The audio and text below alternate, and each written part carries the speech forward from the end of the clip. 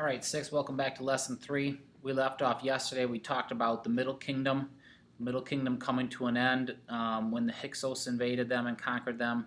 And then eventually Pharaoh Amos rules up and defeats them. We talked about Hatshepsut, who is that female ruler who expanded trade.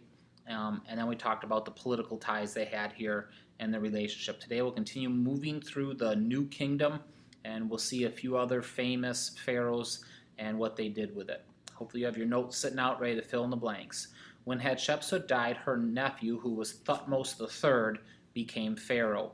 Thutmose was a strong leader and a general who expanded Egypt's control north to the Euphrates River in Mesopotamia. His troops also moved south, far up the Nile, and conquered Nubia, which had once thrown off Egyptian rule.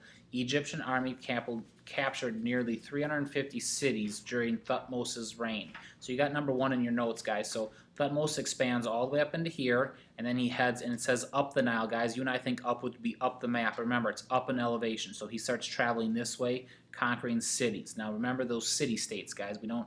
Aren't huge empires. Egypt's developing this first major empire here.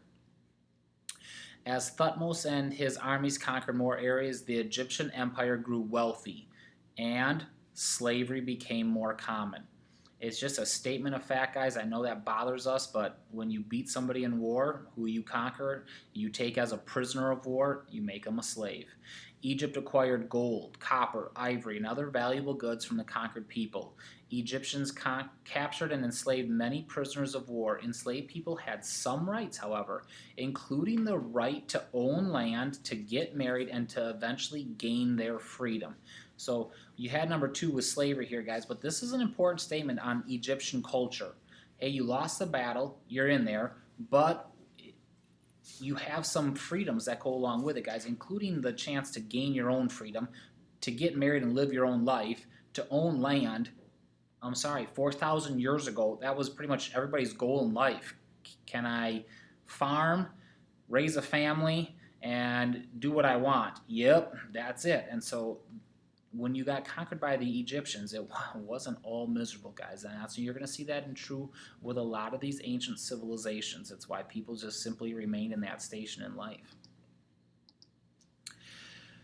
We're going to talk about a couple pharaohs. One, not a good pharaoh, and 2, a pharaoh who's probably the most famous, although he did next to nothing. During the New Kingdom, 2 remarkable pharaohs came to power. One pharaoh, Amenhotep IV, tried to make dramatic changes, and one, Tutankhamun, was very young. This would be number 3 in your notes. Their actions set them apart from other rulers in Egypt's long history. Let's start with the first one. A new pharaoh named Amenhotep IV came to power at about 1370 BC. Notice we don't know everything exactly, guys. It's hard for us to date back. Supported by his wife Nefertiti, Amenhotep, that's your blank for number 4, tried to change Egypt's religion, which was based on the worship of many deities. Guys, that's called polytheism. You know that from other chapters, worshiping many gods.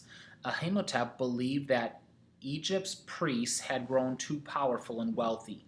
He felt threatened by their power. To lessen the priests' authority, Amenhotep started a new religion. He introduced the worship of Aton, the sun god. Now remember, guys, we talked about the sun god earlier. We called him Ra or Re. Now he gives them a different name, but he says this is Egypt's only god. So you're over here. To lessen their authority, he started a new religion. Aton is the sun god, and it's Egypt's only god. And so what he did, guys, it's not like he says, oh, you guys are all following a false religion. There's not hundreds of gods. There's only one God. You're like, hey, good, I only believe in one God too. Nice job. This was, I don't like it how much power these priests have, and there's a priest for all these different gods, so there's too many priests. So what he does is he says, I'll get rid of all their power. Hey, you priests who used to worship all these gods you studied back in lesson 1 or 2, they're not really gods, and so priests, you have no power anymore. So it's a completely political move on his part, guys, as he starts this new religion. Okay, we'll see how it works out. When Egypt's priests opposed this change, Amenhotep removed many of them from their posts, took their lands, closed their temples. Remember, guys, pharaohs back in the day owned and controlled everything, so you see his power. He then changed his name to Akhenaten.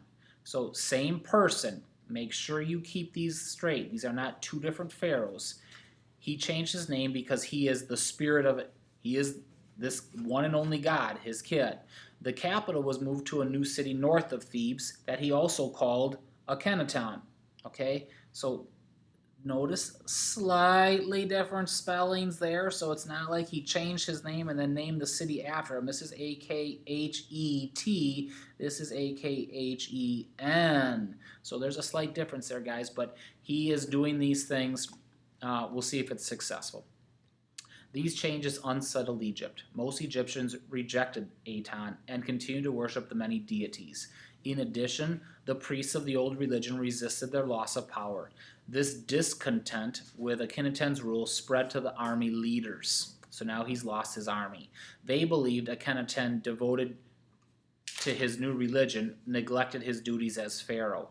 So under his weak rule, Egypt lost most of its land in Western Asia to outside invaders. So they're going to lose all this land here, guys, that they had conquered. So Western Asia out there. So overall, not a good move. The people were not ready for this major religious change, which was a major political change, which also ended up being a major military change. All too much. He dies in 1360. His son is a 10-year-old Tutankhamun.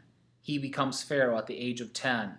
The young pharaoh relied on advice from priests and officials to rule Egypt. Tutankhamun quickly restored the worship of many deities.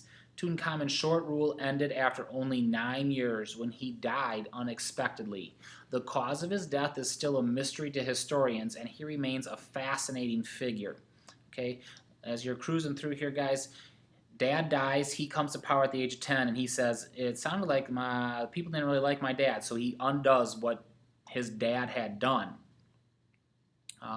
And goes back to worshiping many gods, listening to the priests, and he's dead by the age of 19. Today, some historians think that he might have been murdered. As they look at his skull, guys, they see crack marks on his skull that make them think he might have been hit by a blunt force in the back of the head. Even though King Tut is what we call him today because Tutankhamun is such a long name, played a small role in history, he is probably the most famous of the pharaohs. Boom, famous. British archaeologist Howard Carter attracted public attention when he discovered King Tut's tomb in 1922. Carter's find was amazing because most tombs of the pharaohs had been robbed by thieves.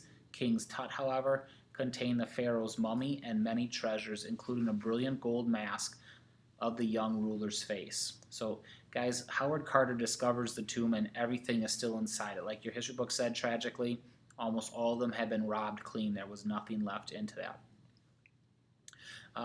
This is where you usually get the conspiracy theories of the curse of the mummies and things like that. A lot of people that were part of Howard Carter's discovery crew died within a year, and so they all say the tomb was cursed, you shouldn't have taken the stuff out of it. Obviously most people had already been robbed of everything that was there already, but this is what makes King Tut the famous one, guys, is his pharaoh. It's also a good example of the fake beard. King Tut at the age of 19, being a ruler since the age of 10, obviously wouldn't have been capable of growing a nice old beard like that. So he was a child. Okay, let's finish up what happens with the rest of it.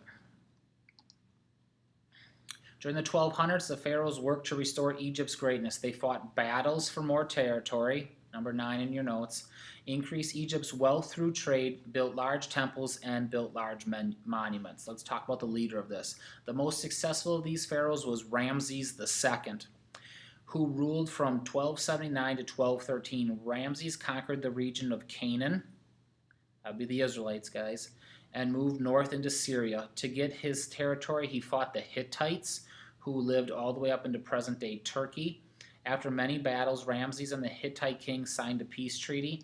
So, guys, I already showed you this is present-day Turkey up here. So he went, conquered, and just moved straight north, conquering all of this territory. During his 66-year reign, Ramses also devoted himself to peaceful activities. So you got his peaceful activities, guys. 66 years, just step back and appreciate that. Can you imagine if we had a president that ruled America for 66 years? Number one, that you started that young. Two, that you lived to be that old. And three, no kingdom ever conquered you. You never died of poor health. You never died of war. It tells you how good he was. Ramses II and other New Kingdom rulers had many temples built throughout Egypt. One of the most magnificent was Karnak at Thebes. Its huge columned hall still impresses visitors today. Okay, so you can see that thing that was built by him there. It's read that one. A poem celebrating the victory by Ramses is carved in the temple. In part, the poem, Ramses says this to his chariot driver: "Halt, take courage, charioteer. As a sparrow hawk swoops down upon his prey, so I swoop upon the foe, and I will slay. I will cut them into pieces. I will dash them into dust." In other words, the confidence he had as he was conquering people. Most Egyptians prayed in their homes, so temples were used only for special occasions. Egyptians saw the temples as the homes of their deities. Priests and priestesses performed daily rituals. They washed the statues of the deities, and they brought them food. Okay, so you got the word food here, guys. It's kind of like a sacrifice that we have today. Temples were also important to Egypt's economy. Priests hired people to work in temple workshops and granaries. Temples also served as banks. Egyptians used them to store valuable items such as gold jewelry, number 13, fragrant oils, and finely woven textiles. You saw that a lot, guys, when you think about the Bible. When the Israelites came in and started conquering Jericho, take everything and give it to the Lord's treasury. Well, the Lord's treasury, guys, was the temple, the places. So it all went to there. So that's nothing new in history, guys, that the temples would store these things. After Ramses II died, Egypt declined. Pharaoh fought costly wars. Armies from the eastern Mediterranean attacked Egypt. By 1150, the Egyptian Empire controlled only the Nile Delta. So they're down to controlling just this little piece up here, guys. Now that's the best piece of land in Egypt, but you lost all the surrounding areas. Finally, in the 900s, the Libyans conquered Egypt. Then the people of Kush seized power, and finally in 670, Egyptian was taken over by the Assyrians. So in between here, the Libyans, then the people of Kush. We'll talk about that more in next lesson. And then finally the Assyrians, guys. This is back to last chapter when you talked about the Assyrians, and then the Assyrians were eventually conquered by Nebuchadnezzar. Okay, so that's back into our biblical times as they worked their way through that. They came out of Mesopotamia. So Assyria was up here, guys. That was Nineveh and things like that. That eventually conquered them. Awesome. You finished up lesson 3. That means you got the worksheet that goes along with it. Read those ones carefully. The true false at the top and the matching at the bottom will be good. Blessings on your day.